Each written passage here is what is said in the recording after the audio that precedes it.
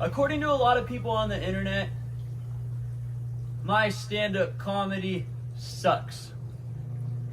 I like to debate that I'm not underrated and I'm not overrated. I'm just rated. Recently I filmed a stand-up comedy special in front of a bunch of factory workers and old people. And it went like this.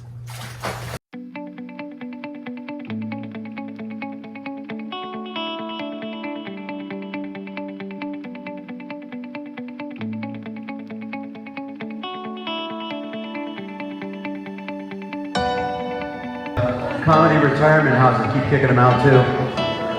Give it up for Michael Alcaraz.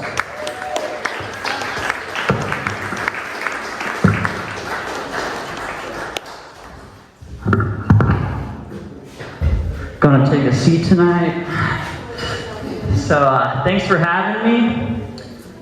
Recently I celebrated a birthday. Y'all don't need to wish me happy birthday. Nobody on Facebook did. I think next year I'm just gonna place a bet on DraftKings that I'll get under like 5 birthday comments. Try to hit a little birthday money. Let me ask you a question before I go down the rabbit hole. Do any of you have dirty ass carpets at home? Yeah. Alright. Trying to feel you out. See who I'm working with. But as a comedian, I do have a dream. I have a dream. It's one day to open up for comedian Matt Rife. Fair. Yeah, I was thinking we could call it the 180 show, because it's like Matt's very handsome, and I'm not. So now it's like Matt's very funny, and I'm not. Or as user 753892 on YouTube commented on one of my videos with 13 views, referred to me as Mr. No Jokes. I'm going to be here for a little bit, so if you want to go smoke a cigarette, now's the time.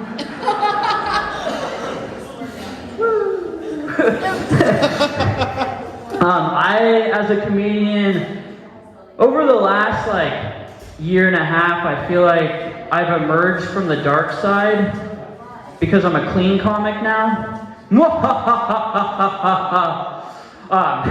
So I started getting into church, and so I go to this church, and I walk in for the first time, and I'm like, where's the coffee at? Where's the free coffee at? Because it's like, coffee is how I get high now. I used to smoke weed for 13 years, being a little weasel, and I miss it. I'm not gonna lie, I miss it a little. Because I liked music. I liked music a lot, and I listened to, Bob Marley. He's got that song, Could You Be Loved? And every time I listen to him sing, Could you be loved? I think, no, I can't. But, real quick, and the thing about weed is I had to stop because I was doing dumb things, and I don't want to bore you with those stories, but yeah. But question, did any of you 420 before the show? It doesn't matter if you're 420 before the show, because I'm not a cop. I'm a JV comedian. Let me get some minutes. But no, first time I walk into this church, I hear a sermon, pastor goes, we believe we're a church dedicated to helping those in need. So if you have any needs such as clothes, shelter, or food, you have my permission to take any loose cash in the offering. And in that moment, I was like, I am home. I was recently talking to this homeless guy, and he's like, I want to get baptized. And I was like, that's cool, that's great, awesome. And then he said, so I can take a bath. But church is beginning ready for Christmas. Baby Jesus is coming. And did you guys all have a good Christmas last year? Yeah. Hopefully it was better than some. Because some kid woke up and saw Daddy kissing Santa Claus.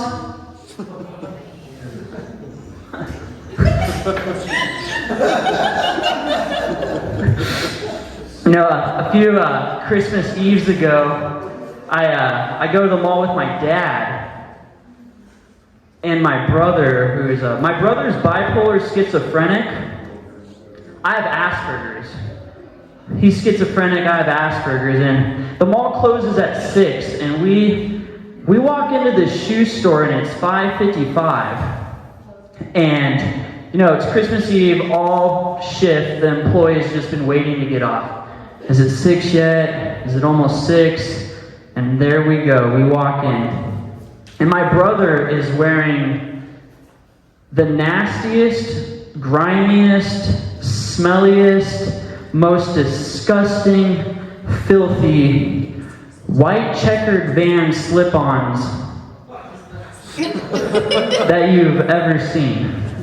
Like toe sticking out. And it's like, we're not poor, like we're not on EBT. But he just like, he's in his way. So like, now is the day he wanted the shoes. So we walk in and the nice employee is just like, oh, hi, like how can I help you? And he's like, do you have the white checkered Vans and a 9.5? And he takes off his shoes. And it started to smell worse and worse by the second. It was like the whole shoe store was like being exterminated. It was like the fumes are going off, and I'm like trying not to laugh, but like holding my breath in my cheeks. And so like the employee comes out, and she's like, we didn't have a 9.5, but we have a 9. So he takes the shoes, and he's like trying to get his foot in the van. He's like. And I'm like, dude, we'll just go to another store. They don't fit. He's like, they fit. And he picks up his Vans, and there it is, Christmas Eve, 6 o'clock, the moment this girl's been waiting for to get off work, and my brother picks up his Vans and he hands them to her. And there she is, holding the most smelliest, nastiest, grimiest, most disgusting, filthy Vans in the whole world. That's what you get for working Christmas Eve. Had to be there.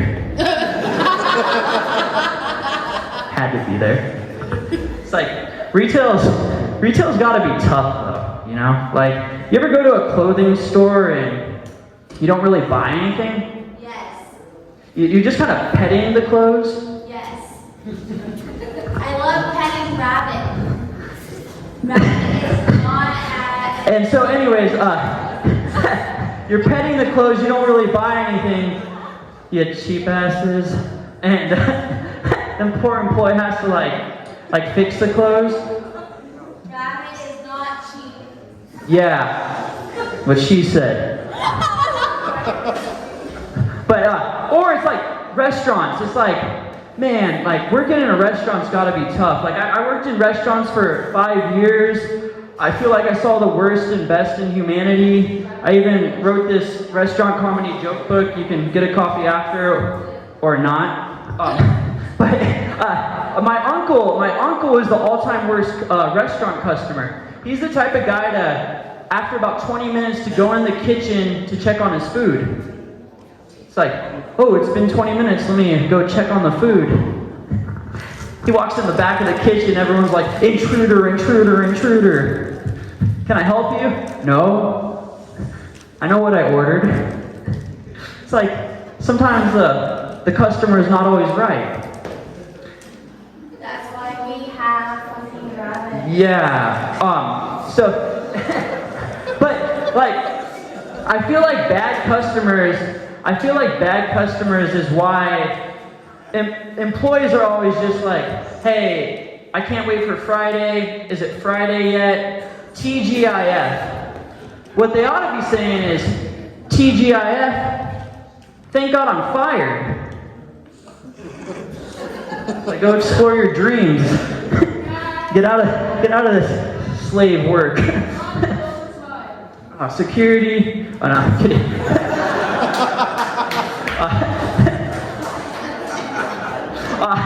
But I did get in trouble once at the workplace.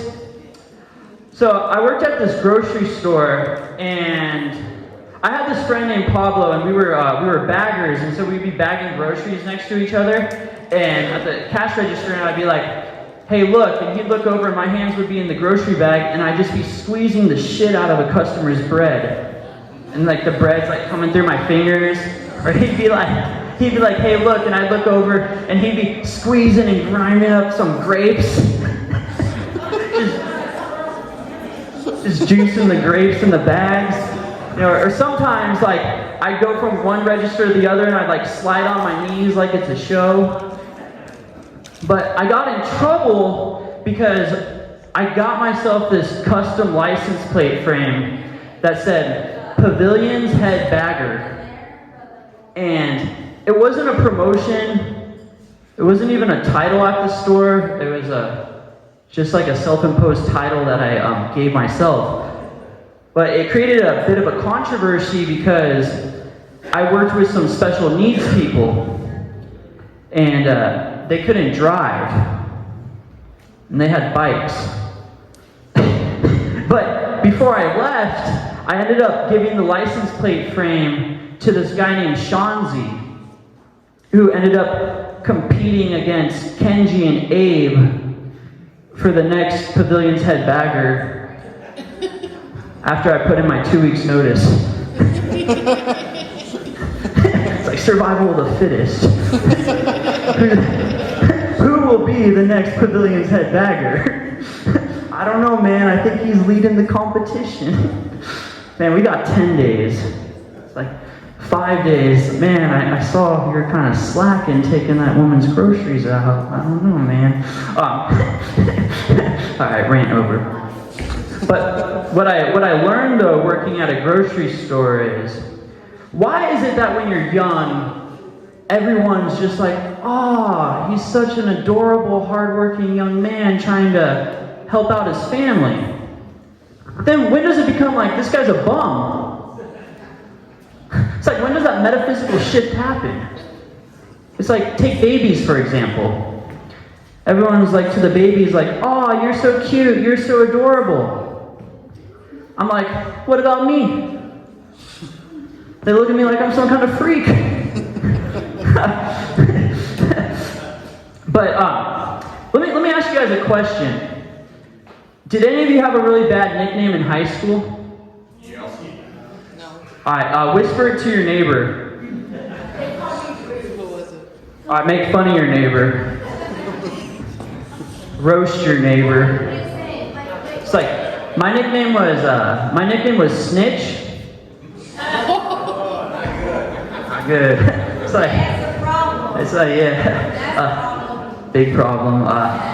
It's like no one wanted to date a snitch. Like, I didn't even go to my first high school dance until senior year. And I came home after the dance and I told my mom, I think I'm gay. That's because I couldn't get hard on the dance floor. You know, for the first time in my life, I was seeing everyone do this barbaric behavior called the grind. And I'm in the corner of the school dance just flicking myself. Like, come on, work. But if you were to ask me in high school, like, what I wanted to do for a career, no idea. But last year, I went to Vegas to film a comedy special. And the only thing was, like, I wasn't booked. Like, I was trying to film a comedy special in front of the comedy clubs, like outside their venues, in front of their signs. And I thought my biggest obstacle challenge was like, don't get caught by security, but it ended up being the noise. It was just like people walking by, music too loud. And, but where things get interesting is what happens next. I lost my wallet. So, if you're in Vegas and you lost your wallet, like, what do you want to do? So, what I didn't do was, I didn't find a piece of cardboard and write, I'll tell you a joke for $1, and work the Vegas Strip. I ended up thinking I could be a Vegas Thunder Down Under guy. And it was the most embarrassing 4 hours of my life. It's like people were walking by and they were putting their like casino voucher gambling cards in my little hat for like 7 cents. Here's one for 29 cents. Great. $1.03. Someone freaking threw a cigarette. The Flamingo showgirls walked by and they were like, "You ain't no pimp daddy." And then these guys walked past me and they threw a bunch of prostitution cards at me. And a Magnum. It's like, what am I going to do with a Magnum? Put it over my head? That brings me to my next point. Thank you. I am tired of being disrespected by grown men. Yeah. They're always like, "Hey, buddy. Thanks, buddy. Excuse me, buddy. Buddy? I'm 32 years old. I'm not a kid. I'm a grown-ass man." It's like, how do I get upgraded to sir? Like, I've paid my dues. It's like, what? They don't think I got an eggplant? No? They think I'm rocking a rubber ducky? You think I got some rubber ducky under here? Huh. The level of disrespect. But dating got, I'm gonna put my shirt on, this is embarrassing. Average Joe on stage. So dating, let's take dating for example. If you've ever done online dating, everyone's got a story. My story was, I'd spend all this time trying to find my 6 best pictures, and I couldn't even get a match. Like, I didn't even put that I have Asperger's in my profile. So, like, I was like, I'm gonna go on the prowl. And there's this rodeo club, and they market, well, first of all, I go to this rodeo club, and I give them my ID, and they say, your name's been flagged. It's because of what I commented on their Facebook. They market that it's the most fun you can have with your boots on. And I was just like, well, what if you come home with someone and they have smelly feet, crusty heels, and toe fungus? It's like, what's fun about that? Or it's like, you ever grabbed a woman's foot for leverage to get a deeper thrust? And your hand gets all cut up from her heel?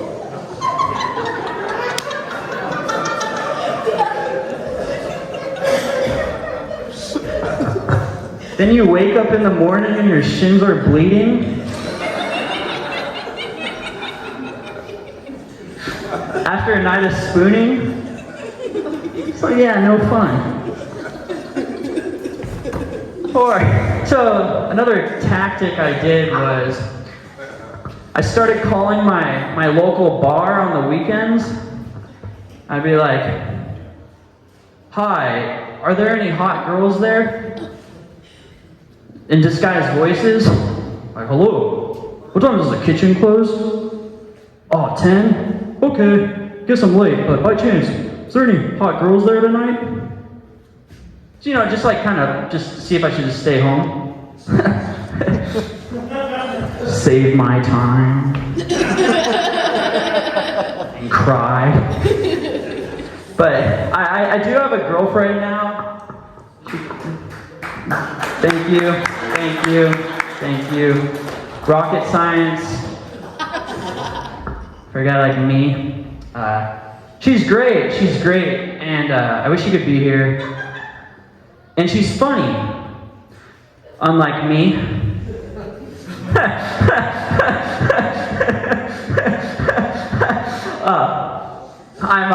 I'm thankful she's naturally beautiful, but if I ever went to her house and she answered the door with those long ass fake nails, I'd have to go smoke cigarettes. I don't even smoke cigarettes. Typically on date night, I like to stop at Ulta Beauty before and spray myself with those expensive cologne samples. It's like, she thinks I have more money than I actually do. We've been talking about having, let's cat that out.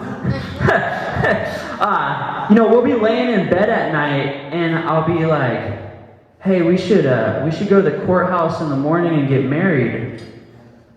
And it's not because our love's like, "Oh my God, like we're so in love." It's because I don't have any friends. I lost all my friends in a pyramid scheme. We've been talking about having kids, and I already feel bad for my kids. And they're not even born yet. It's like, I feel bad for them because, for one, I want them to be fat. That's because you never hear of fat kids getting kidnapped. And I also don't want them to have any characteristics like me.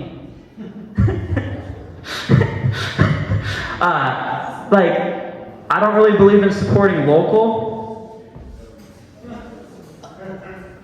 That's because I used to get bullied by this kid whose parents owned a local business. If he could see me now. Some people have an off day. I have an off life. All right, you guys have been great. Good night, my OnlyFans. Thank you.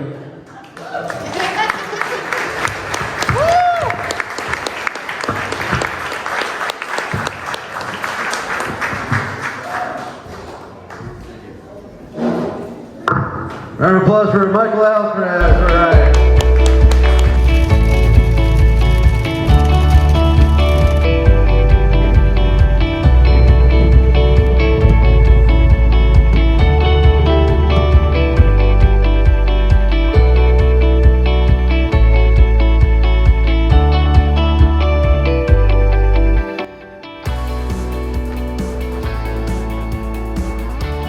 To the few of you who've made it this far, thanks for watching my first stand-up comedy special.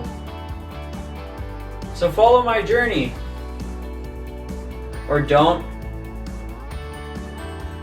I'm only gonna get better.